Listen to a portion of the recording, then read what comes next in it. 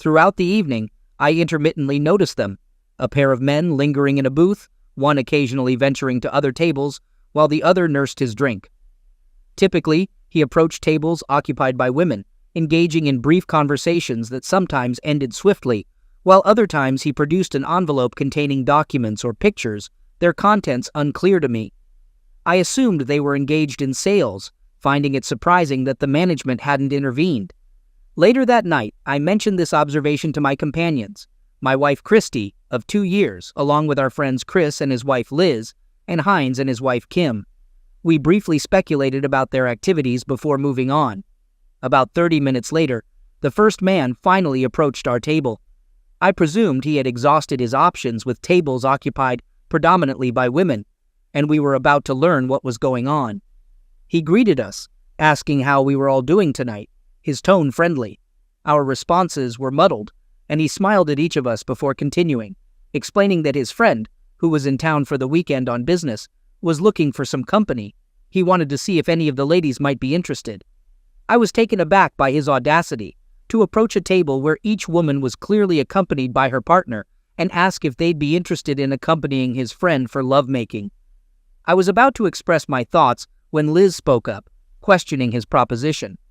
The man responded, explaining that his friend was well endowed and knew how to use it, suggesting that one of us might be interested in giving it a try. At this point, the women were barely holding back laughter, but he seemed oblivious. Perhaps repeated rejection had made him immune. Kim took the next step, likely sparking the events that followed. And how do we know he's really that well equipped?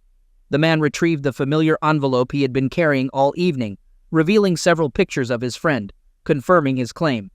At this juncture, the men among us were content to let the women handle the situation, eagerly anticipating the moment this individual would be sent away. The women, visibly impressed by the pictures, reacted with exaggerated enthusiasm, while Chris, Heinz, and I observed with amusement at their antics. Then came the big proposition. "So, what do you say, ladies? Any takers? You won't regret it." Liz and Kim shook their heads, giggling, as they returned the pictures to the man, who then stowed them back in the envelope. It seemed he was about to leave and try his luck elsewhere when he paused, focusing on Christy. Perhaps he noticed something familiar in her eyes, as he made a point of asking her again, "What about you, little lady? I didn't see you shake your head." I sat there confidently, though in hindsight, foolishly, waiting for Christy to confront the guy. When she finally spoke, I was more focused on his response than on her words. To my surprise, he didn't frown or remain composed. Instead, he grinned widely and walked over to Christy. It took a moment for me to register her saying, "I'll go." By the time I regained my composure, he had already taken her from the table and was leading her toward the exit. I couldn't tell if there was a signal or if the second guy just understood, but he was already heading for the door too. Our friends seemed as shocked as I was, attempting to say something to Christy, but no sound came out. Despite my shock, I managed to act, grabbing Christy's arm and pulling her away from him before they reached the door. I questioned the bouncer's actions, asking what he was doing, but then a massive hand, attached to the largest arm I'd ever seen, grabbed mine, forcing me to release Christy. I protested, telling him that Christy was my wife and that I was just trying to prevent her from leaving with those guys. Despite my protests, the bouncer maintained his grip, asserting his authority over the situation. He expressed regret for whatever was happening in my marriage, but emphasized his duty to prevent violence. According to him, since Christy claimed she was leaving with them willingly, he couldn't allow me to touch her like that on their property. Even as he held me, Christy whispered something in his ear, prompting him to give her a strange look before glancing back at me and then at her again. He asked her if she was sure about her decision. Christy looked back at me, then seemed to gather her resolve, affirming her decision to the bouncer with newfound confidence. After Christy walked towards the waiting men by the door, I desperately called out for her to stop and come back, but she didn't hesitate. I could only watch as she joined the two men and left through the door. I assumed the bouncer would release me once they were gone, allowing me to chase after them. However, when I tried to pull away after the door closed, I found myself still firmly restrained. I protested, asking why he was still holding me since they were off the property. I struggled against him, but it was futile. Finally, I stopped and looked at him with resignation, apologizing for the situation. He explained that Christy had asked him to hold me for a few more minutes, so I couldn't follow them, and technically, the parking lot was still their property. The realization that Christy had voluntarily left with the two men and asked the bouncer to restrain me drained all fight from me. Our friends stood nearby, still in shock at the turn of events. After a couple of minutes, the bouncer released my arm, and I collapsed onto the floor, feeling defeated. I briefly caught a look of pity on the bouncer's face before he walked away. The bar had fallen silent during the ordeal, and as the drama ended, peripheral conversations gradually resumed. I sat on the floor, devastated, tears streaming down my face. How could she do this? Wasn't I enough for her? The painful realization gave me something tangible to act upon. Chris and Hines helped me stand and guided me back to our table, where Kim and Liz tried to comfort me after Christy's abandonment and humiliation. However, when I saw Christy's empty seat, I felt determined. I left $40 on the table and made my way to the door. Kim asked if I was leaving, to which I replied that there was no reason for me to stay and that I had things to do. Liz asked about waiting for Christy's return, but I dismissed the idea, suggesting that one of them offer her shelter for the night instead. I felt the need to leave. As I walked away, I heard the girls asking the guys to intervene, but they refused, stating, "No way, not after what she did." I focused on the door, avoiding the pity from everyone in the bar. I managed to reach my car before being overwhelmed by emotions again. Feeling dizzy and on the verge of passing out, I sat in the driver's seat for several minutes until I felt well enough to drive home. As I sat there, I reflected on the irony that Christy's impulsive nature had once attracted me to her. About halfway back to our apartment, Christy's number appeared on my caller ID. Assuming she had changed her mind and needed help, I answered the call without pleasantries and went straight to offering assistance. However, I was mistaken. I asked where Christy was and offered to come get her, asking for the hotel and room number. Sensing she didn't want me to go to the room, I adjusted my approach, suggesting she escape and I would pick her up outside. She explained that she wasn't leaving and wanted to stay, calling me baby and hoping for my understanding. She emphasized it wasn't about me or her love for me, but something she needed to do. I pleaded with her to reconsider, but she insisted she had to go through with it, promising it wouldn't hurt us, and it was just one time. At this point, I felt numb. Not only had she walked out on me in front of our friends and an entire bar, but now she called me to rub it in and had the audacity to ask if I was okay with it. I couldn't believe she was treating me like this. I realized there was nothing worth fighting for, so I told her I understood, though I meant it far differently than she thought. She sounded excited and thanked me, promising to show me how much she loved me once she was done. With that, the call ended, and all the sadness and depression I was feeling suddenly dissipated.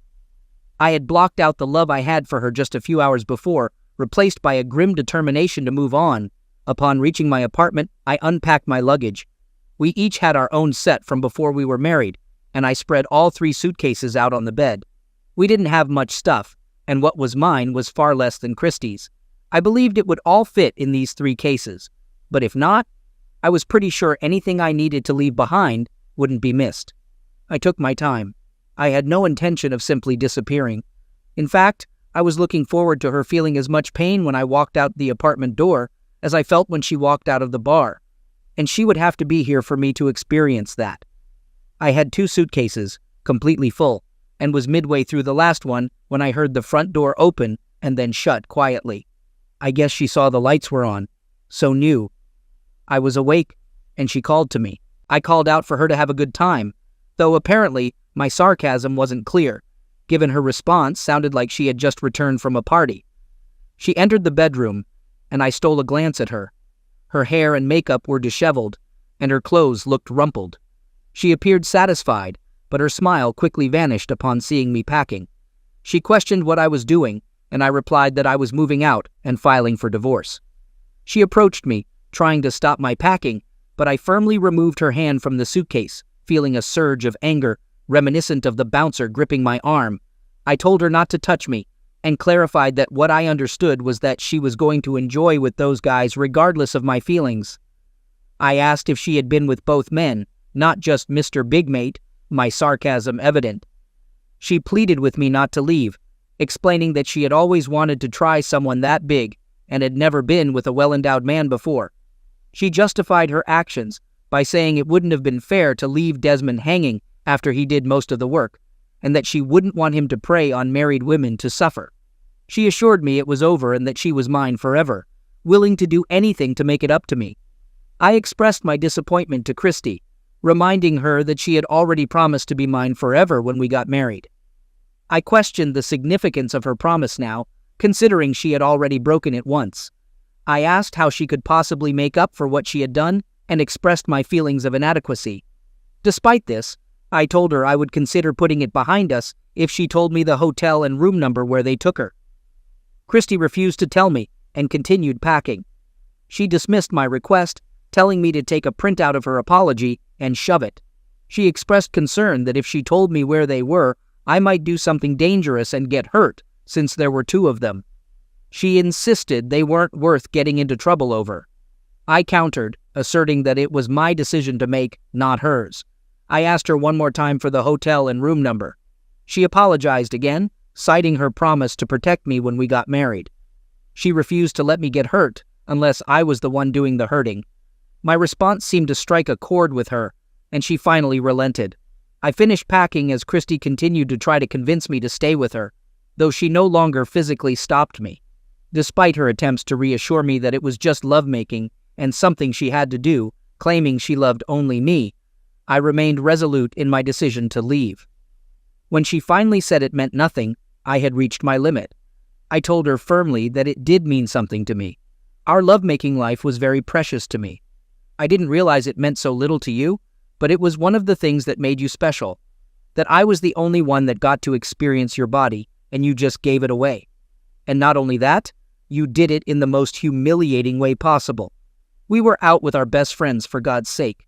She apologized, saying she knew and swearing it would never happen again, explaining that she had gone a little crazy, but now it was out of her system.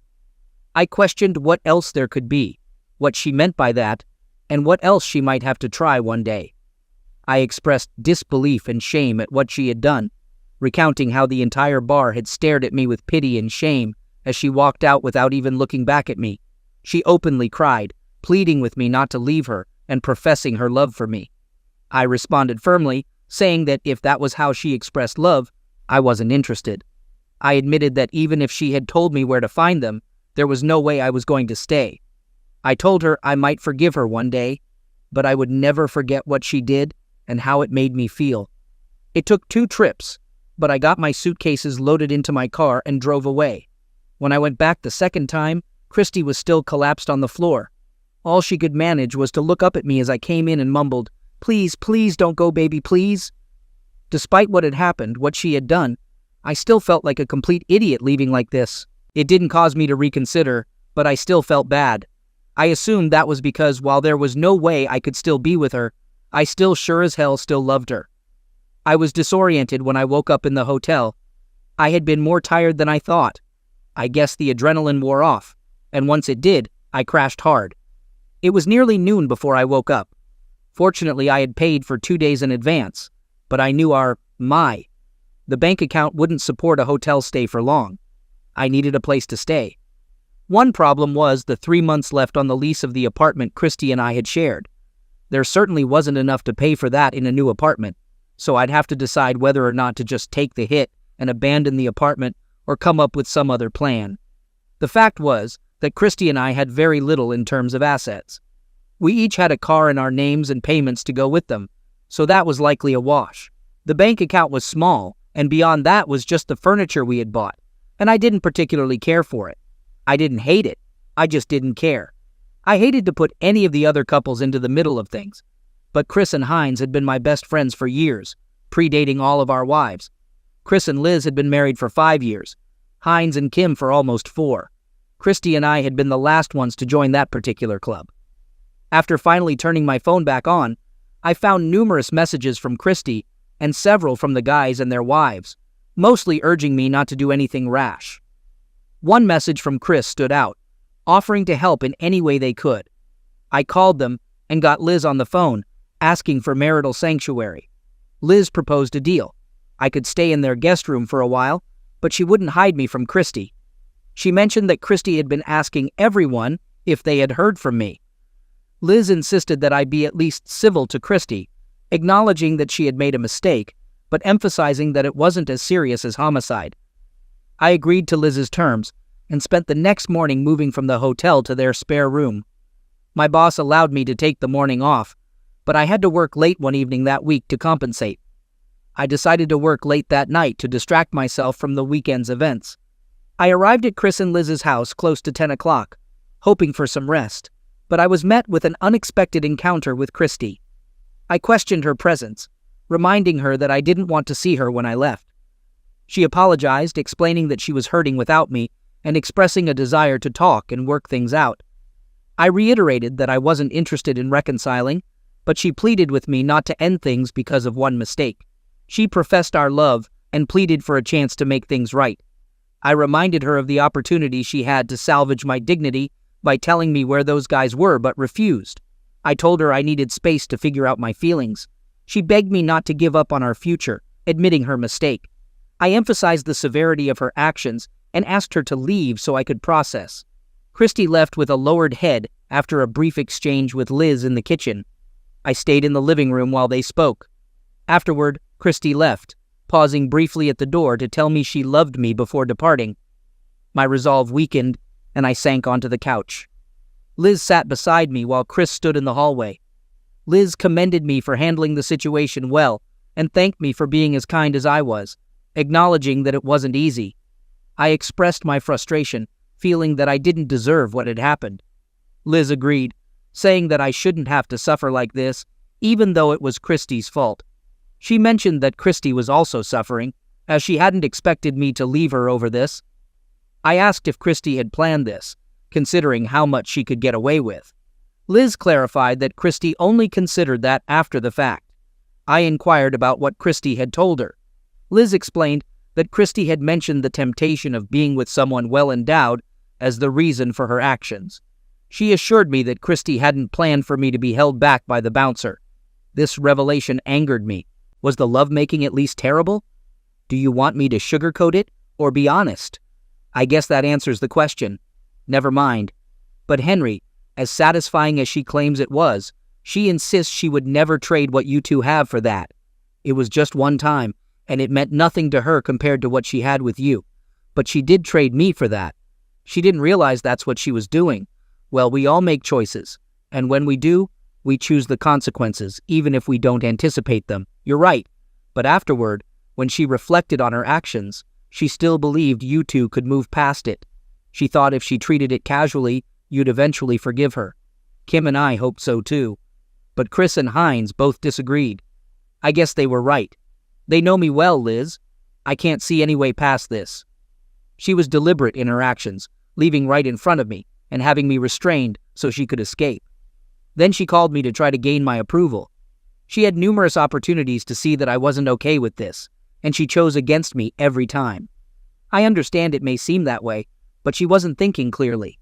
It was like a moment of temporary insanity. Haven't you ever experienced something similar where you lost sight of the consequences? Liz, I appreciate you standing up for her. I know you two have become close friends, and I wouldn't expect anything less. You're my friend too, Henry, and I understand how much you care for her. Nevertheless, this situation isn't comparable to when I stayed up all night playing video games instead of doing a history essay. We're adults, and it's evident that her actions would lead to the outcome we're facing now. You're correct, but my heart tells me you two are great together and suggests that if you forgive her, you could be happy. Maybe you're right, Liz, but more likely, I'd spend my time worrying about what might happen next. I'd be hesitant to go to a club again, fearing a repeat incident. If she can't control her impulses, am I supposed to accept that? She made her decision, and now I have to prioritize my well-being. Excuse me, I'm tired and need some sleep. The rest of the story with Christy follows a predictable path. I'll acknowledge her efforts to reconcile, but I remained resistant. It was tough because I still loved her. When you divorce, you don't just lose a spouse. You lose all the dreams, plans, and hopes you shared. We discussed children, grandchildren, travel, and starting a family. Now, those aspirations were shattered. It was during these moments that the desire to stay together was strongest. Christy and I were in sync regarding our dreams, like we were two halves of a whole. However, I couldn't overlook her actions. The divorce was finalized 3 months later. Christy asked for one last conversation, with no conditions attached. I agreed to listen. After the hearing, we met in a private room where Christy apologized to me. She expressed regret for her actions and emphasized that they didn't reflect her love for me. She apologized once more, saying she would regret it for the rest of her life. I responded, expressing my own regret, stating that I regretted the day I met her, proposed to her, and married her. I told her I was moving on. Christy acknowledged my decision, expressing her contempt for me and hoping that I would use my brain to make decisions rather than acting on impulses. I was choked up, but fell silent, feeling more regretful about the situation than my decisions. I left the room, and we never spoke again or touched. It felt liberating. It was 3 months before I started going out again. I didn't intend to meet anyone, but I was tired of being at home. I went out with Chris, Hines, Liz, and Kim. They often introduced me to friends, hinting at matchmaking. While I wasn't ready for a serious relationship, I enjoyed socializing. I allowed myself to have carefree fun without attachment. They were all nice, but there was no spark. And when the night ended, so did our interactions. I also got into the habit of going out alone, finding comfort in solitude. The club was busy, but none of them were my responsibility, and I enjoyed that. One of the bartenders at the club, the same one where my life took a drastic turn, was Tasha, a woman I went to high school with. She had been working there for some time, although she wasn't present that night. You remember that night. We were barely acquaintances before, but on the nights I came in alone, we started to form what seemed like a friendship, and she hinted that she wanted more. One day, about 10 months after Christy had left the bar with those guys, I encountered them again. They were back in the club, likely with plans to repeat their scheme. At the moment, they were simply sitting, drinking, and scanning the room, probably scouting for targets. I assumed Tasha noticed me looking in their direction and asked about my interest. "Why are you staring at Desmond and Richard?" she asked me, catching my attention. Surprised that she knew their names, I turned back to her. She confirmed that they were regulars at the bar. I inquired if she was acquainted with them, to which she responded that she wasn't personally. When I mentioned that I thought they were from out of town and only visited occasionally for business, she corrected me, stating that they worked at a downtown supply warehouse near the freeway. I asked if they lived nearby, and she confirmed that they had been living nearby for years, though she didn't know exactly where. She explained that they often came to the bar to pick up women and were successful at it, mentioning that Richard was well endowed. I found her revelation about the bar being a popular spot for pickups surprising, but she seemed oblivious to my thoughts. I asked if they got many single women at the bar. Tasha replied that they did all right, mostly in groups, but the guys didn't limit themselves to single women. They seemed to prefer married ones. I tried not to show my anger at this revelation. Expressing my concern, I commented that it sounded risky. Tasha reassured me, saying she doubted the husbands ever found out because the guys weren't the bragging type, and the wives typically kept quiet about it. She didn't seem bothered by the situation, seeing no damage in it. She reasoned that wives got to have some fun, and husbands remained unaware, so it didn't damage them. She suggested that husbands might even benefit from the situation by receiving good guilt lovemaking. As I pondered her words, I realized that nothing would happen between us. If she was okay with others engaging in such behavior, she likely wouldn't hesitate to do it herself, which was unfortunate. Tasha continued talking when I didn't respond, mentioning an incident where the guys had tried to pick up a woman while her husband was in the club. It had turned into a big issue and almost became violent, so they hadn't tried it again. She recounted that the wife had even asked Victor to restrain the husband so she could leave with the guys.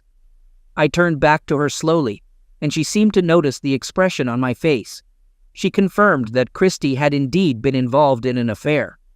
Suddenly, she seemed to put the pieces together and expressed her shock and apology. Realizing the situation, she seemed at a loss for words. I got up from the bar and headed outside, feeling the need to distance myself from the conversation. As I did that, I quickly placed a phone call to kick things off, then settled outside to wait.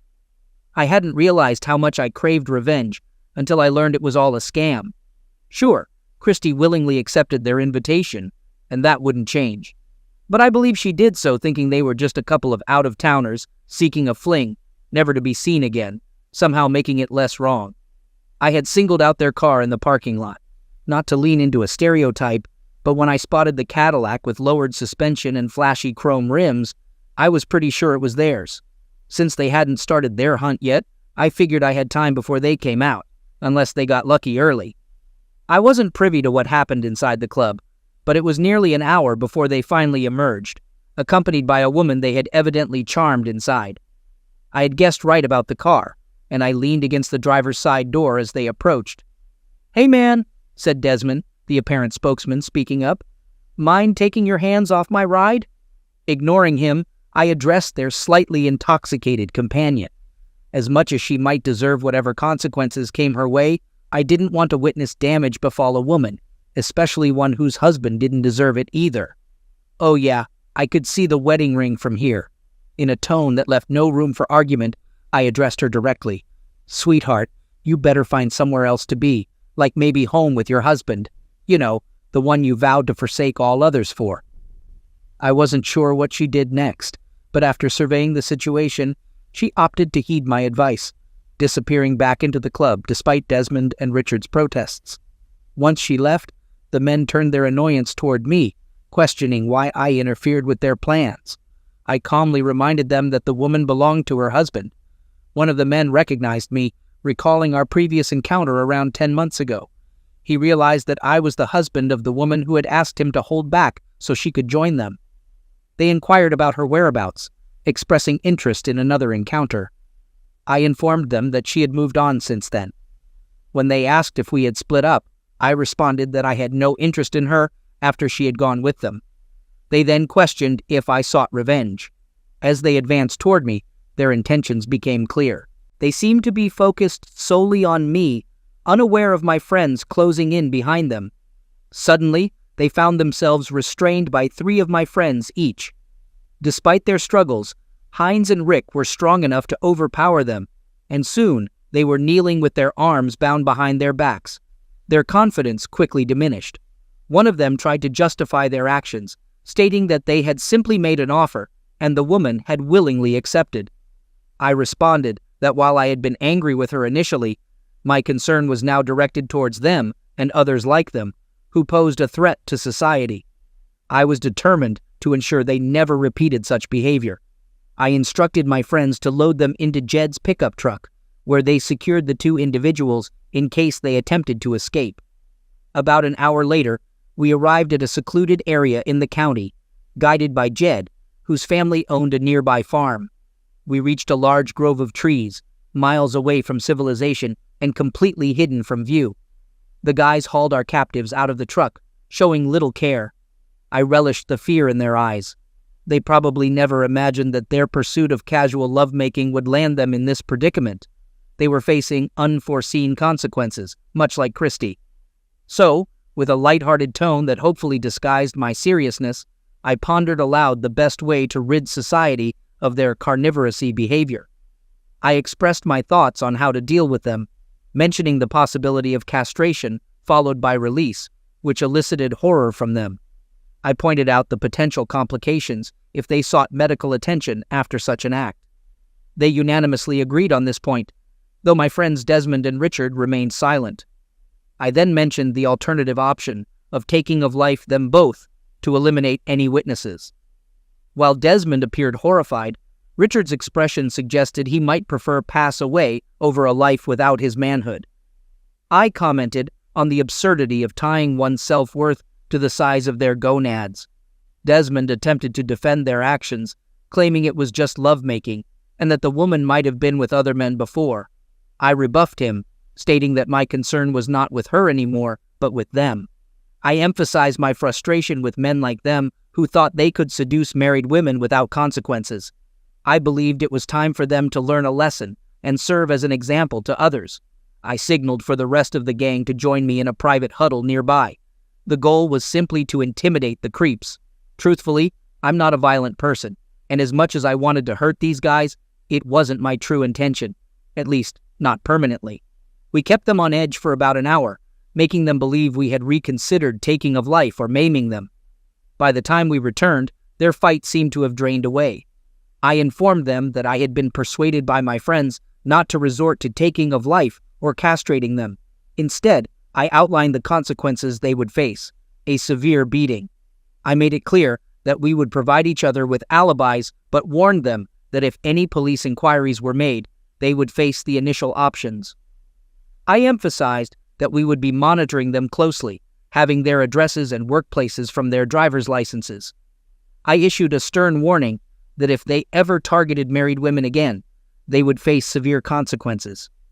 Desmond inquired if there was any way to avoid the beating, to which I responded with a proposition. I suggested that they could avoid the punishment by engaging in a particular act. Desmond eagerly agreed to the proposal, hoping to avoid the beating. And they did receive their beating. With 10 of us, we vented some frustration on them. We made sure to avoid anything fatal, but there were definitely some broken bones. We avoided breaking ribs, as they could puncture lungs.